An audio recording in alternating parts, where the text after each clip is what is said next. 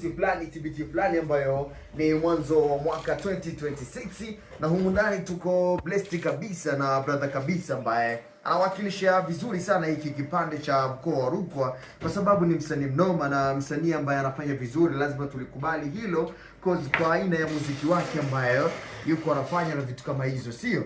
Ni mtu mnoma by the way, na baraka imemwangukia yeye kuwa ni interview ya kwanza kutoka Muziki News 360 kuanza mwaka 2026. Ana bless Muziki News 360 kwa kuwa yeye kuanza na Muziki News 360 na yeye kufanyiwa interview. Vitu kama hizo niko na brother kabisa anaitwa Nembo, then mastori mengi ndio anafuata huku tukiwa tuna celebrate 2026, lakini tuko naye kwa ajili ya kuweza kupata moja mbili tatu kuhusiana na muziki, amejipangaje kuhusiana na 2026 na vitu kama hizo, si ndio? My brother Nembo, ni aje? Kama kawaida brother. Bana, fresh kabisa.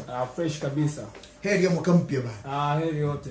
Karibu sana, karibu kwenye Muziki News 360. Kitu kizuri sana by the way kuanza mwaka na kuhakikisha kwamba uko na focus na kile ambacho unachokifanya, ni namna ambavyo haujataka kuanza mwaka kinyonge. Umetaka kuanza mwaka na kazi yendo hizi ambazo tunaifanya hii hapa ya kufanya mahojiano mimi na wewe hapa. Kwa soko kufahamu Nembo kama Nembo, hebu jitambulishe. Nembo ni nani na anafanya kitu gani kwenye engo ya kiburudani?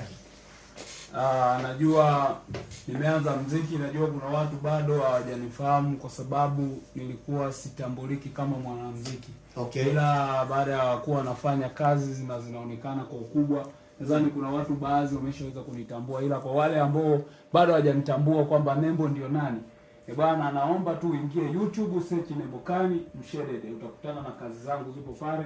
Kwanza nitoe bless up sana kwa my brother Popa kunialika kwenye interview. Kwanza sikutegemea kwa sababu ameniita kwenye tunaanza na mwaka, maana yake sijataka kuanza mwaka vibaya.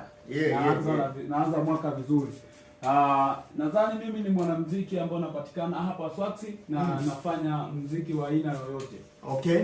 Yeah. Umeniambia hapo kwamba watu walikuwa wanakufahamu, lakini kwenye muziki watu wengi si sana kama wanakufahamu kwa aina hiyo. Ulikuwa ukifanya nini kabla ya kuingia kwenye sanaa ya muziki? Ulikuwa ukideal na entertainment lakini si katika aina ya muziki, au kuna nini ambacho ulikuwa ukifanya?